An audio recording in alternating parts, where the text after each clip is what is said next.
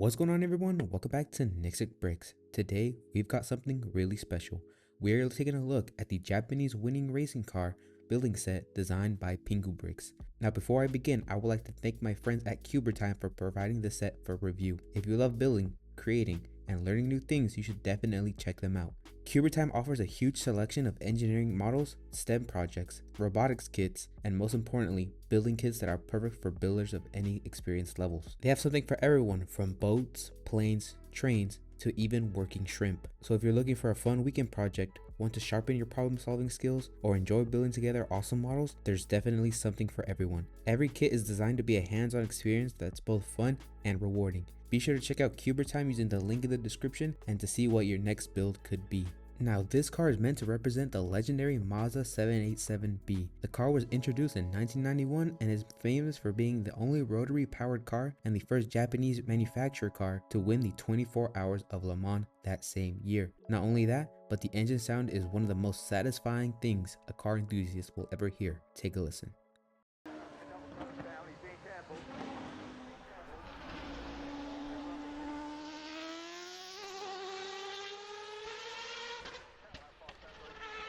Remember to like and subscribe to enter the giveaway at 5,000 subscribers. Now let's get into it. Starting off with the box, we have the car fully built. On the front, we have the PinguBricks name, as he's the one who designed this model. Here we have a piece count of 1,470 pieces. Here on the side, we have the car again, only smaller, with the font of the name changing into this more serious, almost industrial looking font. And on the back, we have the car looking very clean. This box has a matte finish all around, and to open it, you would just need to lift it up. Inside the box, we have one instruction booklet, a huge bag of parts, one really long flex tube, and a smaller bag with a singular piece in it. I have no idea why it's separate, it just is.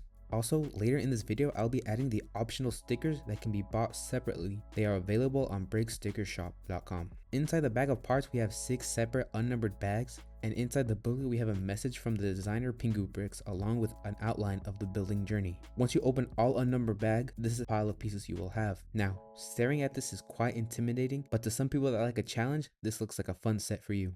Now, I'll be honest, I tried doing everything unsorted, but it took me like an hour to build the first sub build, so I quickly went and got some part organizers to make everything easier. I'll try to go over all the interesting building parts, but in reality, every part of this build is interesting, and that's not an exaggeration. Think of the most interesting parts of a LEGO Speed Champions build. Now imagine that through the entire 1,470 piece build.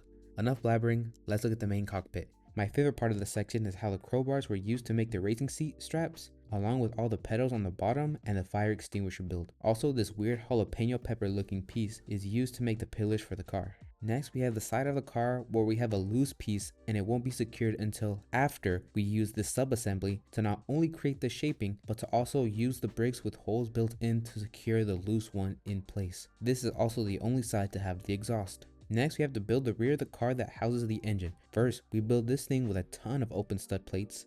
This kind of scary looking piece because it reminds me of a spider. And speaking of scary, we have to build this robot looking sub-assembly which can get hidden away later during the build of the diffuser.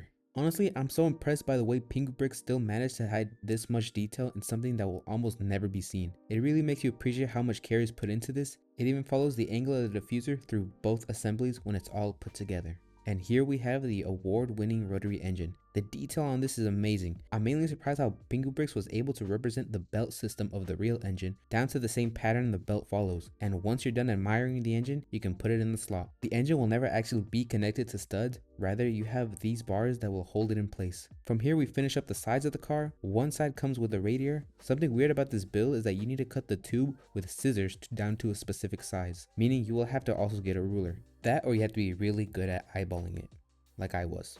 It is also used to build this dashboard with a steering wheel. Next, we build the base of the front of the car with the wheel axles and the radiator. Along with that, we have the rear wing, which has almost no studs showing. And have patience when installing the swing to the back, as you will need to align 4 different parts together. After that, you will need to move on to the engine cover, which is one of the biggest assemblies that you will need to build. And lastly is the front cover, where you will need to build the strangest assemblies for the most accurate angles. From there, you will install the lights, which is pretty simple. And finally, it's as easy as installing all the panels using a range of different bar connections and sub-assemblies using single stud connections. Next, we build the wheels with 2 of them using wheel covers. Now you could build the entire thing together, or you can do what I did and kept everything separate, as a very detailed build deserves one final grand ending.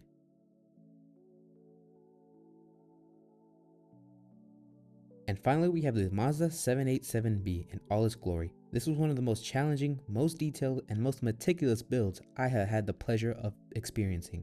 And man, was it worth it. The detail on this build is equivalent to a model car rather than a building brick set. In fact, looking on the outside, it only has 8 studs showing, and as detailed as it is on the outside, inside the model is just as detailed, if not more. From the engine to the radiators to the suspension and roll cage, nothing feels left out. Now at the beginning of the video, I said that there was an optional sticker sheet that can be bought with the appropriate sponsors and logos. Now this is a lot of stickers, which is a valid reason for someone not to use them at all, but as someone who builds a lot of speed champions, this really isn't a big deal. And here is the build with all the stickers applied. Now having the design in place really elevates the model from good to great. It's to the point where I feel like it's kind of a must have. Not only are they really high quality in color, but they also have high quality in stickiness. It definitely ties up the whole model and really makes it the most interesting display piece in one collection. Now here is where I get to the cons of the stickers and the set. These stickers are bigger than regular stickers. It's important to be patient as they are cut nearly 1-to-1 to the part that it's being applied to, and in this case,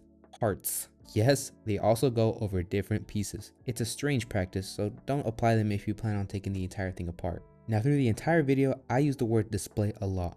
And the reason for that is this set is definitely meant to be a display only build. For the most part, the build is pretty sturdy, but some parts of the car definitely need to be handled more carefully compared to others. Examples are here in the front cover, where these bits near the radiator opening are extremely fragile due to the singular connection point. And when building the engine cover, it took multiple tries to get the pieces together as they needed to go in exactly at the same time. The doors need to be opened carefully as they could simply fall off. It's not hard to put them back on, but it's still an issue and another reason why it's a display only set. Now the way I'm saying this, it sounds like it's giving the impression that the set will fall apart at the slightest touch, which is wrong. It's only if you try to do it on purpose, like repetitive poking, that things will break off. Now are these problems going to turn you away? Maybe. Should they?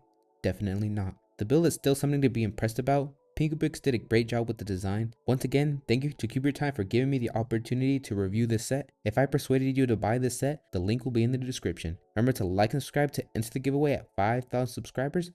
That's it for me, and I'll see you on the next one. Bye bye.